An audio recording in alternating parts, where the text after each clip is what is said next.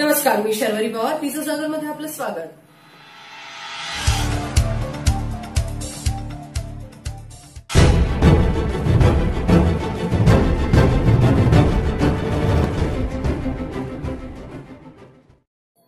सतत या ना त्या कारणाने वादग्रस्त व चर्चेत असणाऱ्या सांगलीतील वसंतदादा शासकीय रुग्णालयाच्या इमारतीवरून अनिल केशव माने वय 55 राहणार आप्पासाहेब पाटील नगर 100 फुटी रस्ता सांगली या रुग्णाने रुग्णालयाच्या इमारतीवरून उडी घेऊन आत्महत्येचा प्रयत्न केला. आज शुक्रवारी सकाळी ही घटना घडली. आजाराला कंटाळून त्याने हे कृत्य केल्याचे उघडकीस आले आहे. अनिल माने याला दारूचे व्यसन आहे, त्यामुळे त्याच्या लिव्हरचा आजार निर्माण झाला आहे. घरच्यांनी त्याला 17 जून रोजी उपचारासाठी शासकीय रुग्णालयात दाखल केले आहे. शुक्रवारी सकाळी वॉर्डामध्ये डॉक्टर तपासणीला आले होते. माने याच्या मुलांसोबत डॉक्टर पोटाच्या विकाराबाबत चर्चा करीत होते. डॉक्टरांनी नाकावाटे पाईप टाकून उपचार करूया असे सांगितल्यानंतर हे ऐकून माने तेथून बाहेर पडला. तो थेट रुग्णालय इमारतीच्या छतावर गेला. तेथून त्याने उडी घेतली. तो वार्ड क्रमांक 40च्या 45 दगडावर पडला. हा प्रकार लक्षात येताच कर्मचाऱ्यांनी धाव घेतली आणि माने याला तातडीने उपचारासाठी दाखल केले.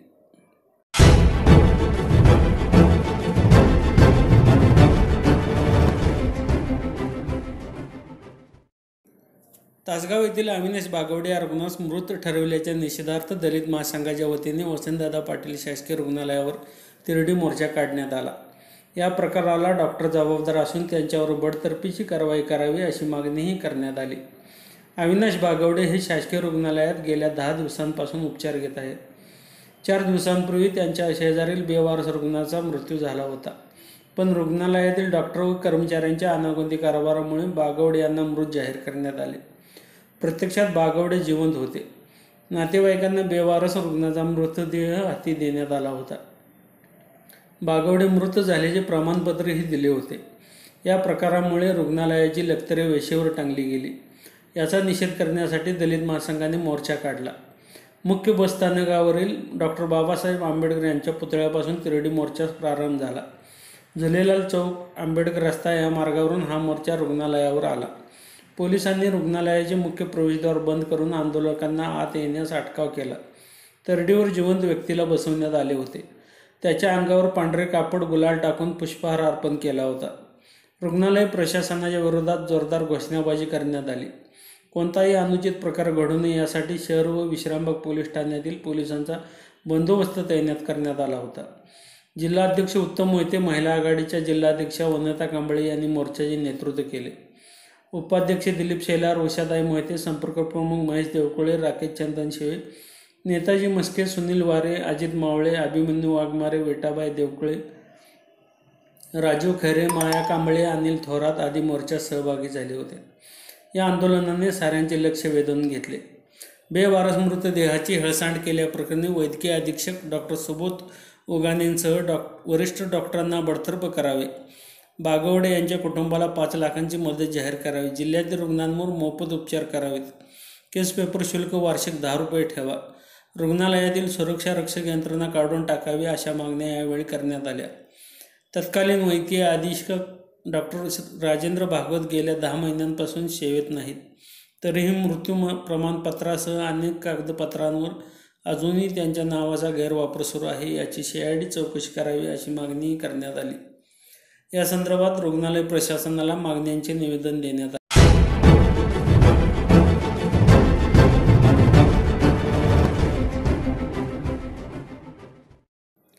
तासगाव तालुक्यातील कौलगे येथे गेल्या 4-5 दिवसांपासून चिकनगुनिया सदृश्य साथ पसरली आहे. गाव भागात 33 रुग्ण आढळून आल्याने नागरिकांमध्ये भीतीचे वातावरण आहे. चिंचणी प्राथमिक आरोग्य केंद्र व खासगी रुग्णालयात रुग्णांवर औषध उपचार सुरू आहेत. 7 आटोक्यात आल्याचा दावा आरोग्य विभागाने केला असला तरी रुग्णांच्या संख्येत वाढ होत आहे. शासकीय अहवालात 33 रुग्ण आढळले असले तरी खासगी रुग्णालयात 100च्या आसपास रुग्णांनी उपचार घेतल्याची माहिती डॉक्टर मुलानी यांनी दिली आहे. कौलगे गावात मागील 4-5 दिवसापासून अनेक रुग्णांनी अचानक ताप येणे, सांधे दुखणे याची बाधा झाली असून रुग्णांच्या संख्येत वाढ होत आहे. गावात 135 घरे, वस्ती भागात 200 घरे आहेत. केवळ गाव भागातच रुग्ण आढळले आहेत. याबाबत वरिष्ठ अधिकाऱ्यांना माहिती देऊन सुद्धा गावात कोणी भेट दिली नाही. याबाबत ग्रामस्थांनी नाराजी व्यक्त केली आहे. पावसाच्या पाण्याने अनेक ठिकाणी पाणी साठले आहे. तसेच उघड्यावर डबक्यात पाणी साठलेल्या ठिकाणी मोठ्या प्रमाणात डास तयार झाले आहेत. यामुळे ही साथ आल्याची शक्यता आहे. साथ आटोक्यात आणण्यासाठी ग्रामपंचायतीने स्वच्छता मोहीम राबवली आहे.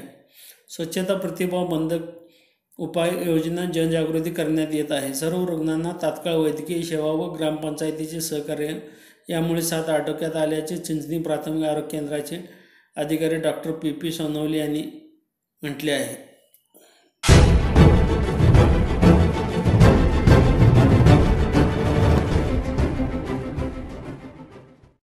साहित्य क्षेत्रातील राष्ट्रीय पातळीवर प्रतिष्ठेचा समजला जाणारा साहित्य अकादमीचा यावर्षीचा युवा साहित्य पुरस्कार कादंबरीकार नवनाथ गोरे यांना प्राप्त झाला आहे. फेसाटी कादंबरीला हा पुरस्कार जाहीर झाला आहे. नवनाथ गोरे हे मूळचे सांगली जिल्ह्यातील असून जत तालुक्यातील उमदी येथील आहेत. त्यांचे महाविद्यालयीन शिक्षण उमदी येथे झाले असून MA मराठी शिवाजी विद्यापीठातून केले आहे. याआधी नवनाथ गोरे यांना डॉक्टर बाबासाहेब आंबेडकर अकादमी लातूर वर्धा येथील बाबा पद्मनजी प्रदीपराव दाते पुरस्कार असे एकूण 10 पुरस्कार मिळाले आहेत.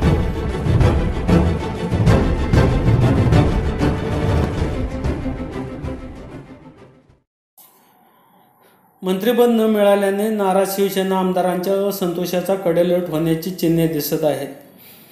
उद्धव ठाकरे एकीकडे स्वबळावर ठाम असताना निवडणुका तर दूरच पावसाळी अधिवेशनाआधी शिवसेनेतली खतखत वाढली आहे. महाराष्ट्राच्या राजकारणातली ही एक मोठी घडामोड मानली जात आहे. शिवसेनेत तरुण आमदारांमध्ये खतखत वाढली आहे. विधान परिषद विरुद्ध विधानसभा असा वाद पेटला आहे. शिवसेनेतल्या नाराजांनी यावेळी मात्र शेंडी तुटवा पारंबी इतकी टोकाची भूमिका घ्यायचं ठरवलं आहे. मंत्रिमंडळ फेरबदलात तरुणांना संधी हवी आहे. स्वबळाचा नारा सेनेत नापसंत ठरतो आहे. पश्चिम महाराष्ट्रात शिवसेनेत सर्वाधिक नैराश्य दिसून येत आहे. पश्चिम महाराष्ट्रात शिवसेनेचे 10 आमदार आहेत. लोकातून निवडून येऊनही मंत्रिपद हुकल्यानं गेली 4 वर्षे ते अस्वस्थ आहेत. त्यातच भाजप सत्तेच्या सारीपाटात नगाला नग देऊ पाहते. त्यामुळे 2019ला स्वबळावर कसं निवडून यायचं याचा प्रश्न अनेकांना पडला आहे. शिवसेना म्हणजे निष्ठा, भगवा हेच दैवत आणि ठाकरे म्हणजे प्रमाण या समीकरणांना हादरा बसेल अशी ही घटना आहे. साहेबांच्या इच्छेने आणि बाळराजांच्या हट्टाने आपली राजकीय कारकीर्द धोक्यात घालायला अनेक सैनिक तयार नाहीत. त्यांना कमळ खुणावतंय. दादा आणि रावांचा गळ कधीचा त्यांच्या मागावर आहे. अशात जमलं तर ठीक, नाही तर पावसाळ्यात विदर्भात जाण्यापेक्षा ते आमदार पश्चिम महाराष्ट्रातल्या दऱ्याखोऱ्यात बांधणी करायचा मूड बाळगून आहेत. मातोश्रीला त्याची फिकीर आहे की नाही हे पाहणं रंजक ठरेल अशी चर्चा आता राजकारणात सुरू आहे.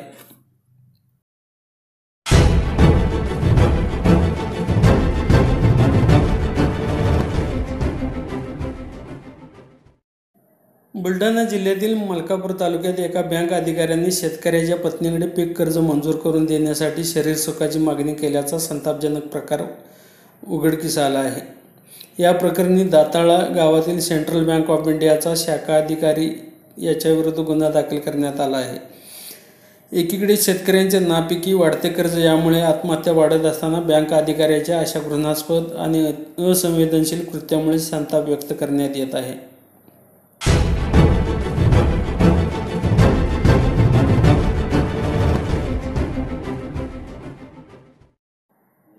मराठा समाजाच्या वतीने आतापर्यंत 58 मूक मोर्चे निघाले. मोठ्या संख्येने मराठा बांधव एकवटले. मात्र तरीही सरकारकडून मराठा समाजाच्या मागण्यांची दखल घेतली गेली नाही.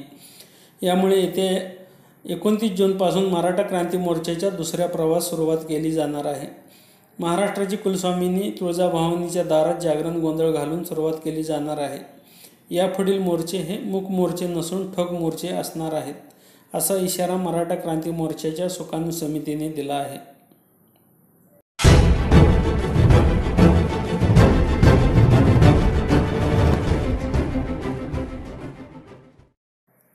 लोकसभेतील काँग्रेसचे नेते मल्लिकार्जुन खरगे यांची महाराष्ट्र प्रदेश काँग्रेसच्या प्रभारीपदी नियुक्ती करण्यात आली आहे. याआधी मोहन प्रकाश यांच्याकडे प्रदेश काँग्रेसचे प्रभारीपद होते. मात्र लोकसभा निवडणुकीला 1 वर्षापेक्षा कमी कालावधी शिल्लक असताना ही जबाबदारी खरगे यांच्याकडे सोपवण्यात आली आहे. काँग्रेस अध्यक्ष राहुल गांधींनी खरगे यांची नियुक्ती केली आहे.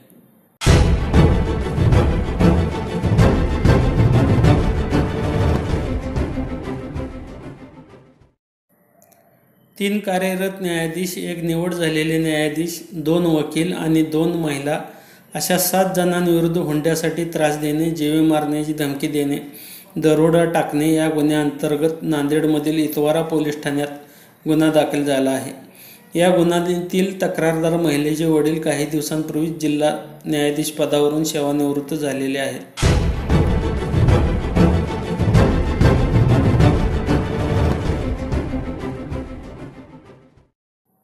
सर्वोच्च न्यायालयाचे सरन्यायाधीश दीपक मिश्रा यांच्या विरोधात बंडाचे निशाण फडकावणारे न्यायाधीश जे चेल्लमेश्वर आज सेवानिवृत्त होत आहेत. गेल्या 7 वर्षांपासून चेल्लमेश्वर सर्वोच्च न्यायालयात कार्यरत आहेत. आपल्या कार्यकाळात अनेक महत्त्वाच्या खटल्यांचा त्यांनी निकाल दिला. आपल्या सडेतोड भूमिकांमुळे चेल्लमेश्वर कायम चर्चेत राहिले.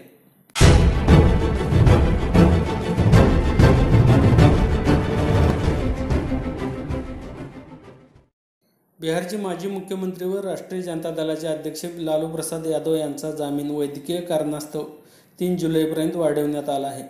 लालू प्रसाद यादव यांच्या याचिकेवरील पुढील सुनावणी 29 जूनला होणार आहे. लालू प्रसाद यांची प्रकृती ढासळल्याने त्यांना पाटण्याहून मुंबईला हलवण्यात आले.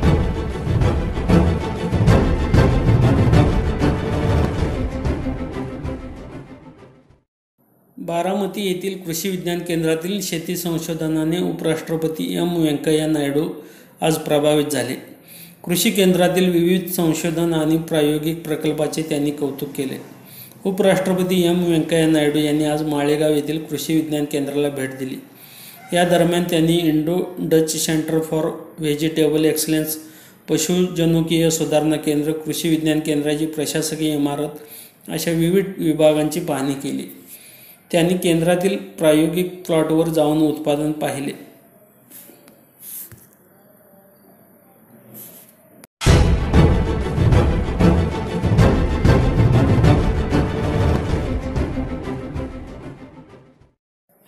राष्ट्रसंत भय्यू महाराज यांच्या आत्महत्येबाबत मोठा खुलासा समोर आला आहे. भय्यू महाराजांनी ज्या रिव्हॉल्वरने स्वतःवर गोळी झाडली त्याचे लायसन्स महाराष्ट्रातील वाशिम जिल्ह्यातील आहे. महाराजांनी नंतर ते लायसन्स स्वतःच्या नावाने बुलढाणा जिल्ह्यात 2012मध्ये ट्रान्स्फर केले होते. ही माहिती पोलीस चौकशीत समोर आली आहे. भय्यू महाराज यांचे वाशिमशी जवळचे नाते होते. बार्शी चाकली हे त्यांचे मूळ गाव. अकोला आणि वाशिम दरम्यान हे गाव आहे. पोलीस रिव्हॉल्वरसह त्यांच्या विशेराची चौकशी करत आहेत. विशेरा राहू येथील फॉरेन्सिक लॅबमध्ये पाठवण्यात आला आहे. भय्यू महाराज कायम वाशिम आणि अकोला येथे येत जात असत. वाशिम येथील मालतीबाई सरनाईक या महाराजांच्या आत्या आहेत. मालतीबाई हयात होत्या तेव्हा त्या महाराष्ट्राच्या राजकारणात सक्रिय होत्या. काँग्रेसच्या तिकिटावर त्या विधान परिषदेवर निवडून गेल्या होत्या. ऑगस्ट 2011मध्ये मालतीबाई यांचे निधन झाले. नंतर भय्यू महाराज आपल्या नातेवाईकांना भेटायला वाशिमला जात असत.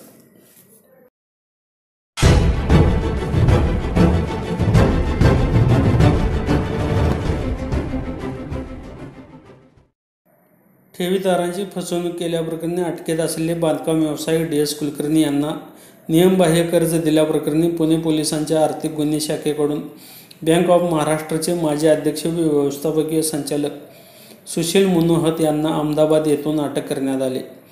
मुनोहत यांना शुक्रवारी न्यायालयात हजर करण्यात आले. विशेष न्यायाधीश RN सरदेसाई यांनी मुनोहत यांना 27 जूनपर्यंत पोलीस कोठडीत ठेवण्याचे आदेश दिले.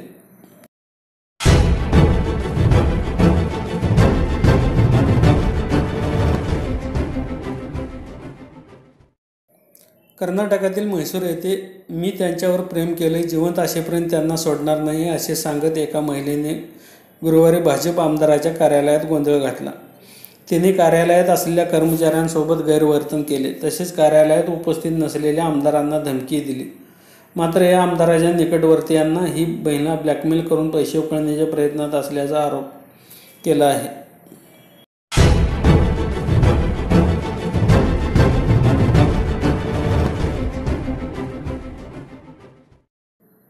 उद्या 23 जूनपासून राज्यभरात प्लॅस्टिक बंदी लागू होण्याचा मार्ग मोकळा झाला आहे.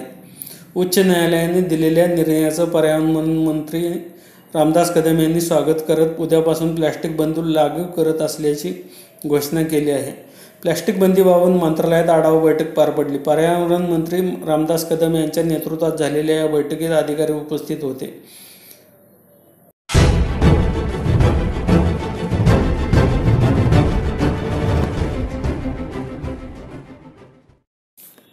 यूट्यूबवर ब्राह्मण समाजाची बदनामी करणारे भटाजी मस्ती जिरवायची हे वादग्रस्त गाणे अपलोड करण्यात आले आहे. याविरोधात पुरोहित संघटनेने आवाज उठवला असून हे गाणे काढून टाकण्याची मागणी करण्यात आली आहे.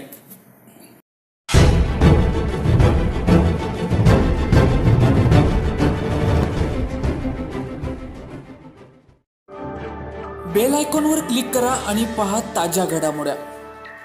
आमचं YouTube चॅनल सबस्क्राईब करा. पाहत रहा तीचा जागर, आपलं हक्काचं चॅनल.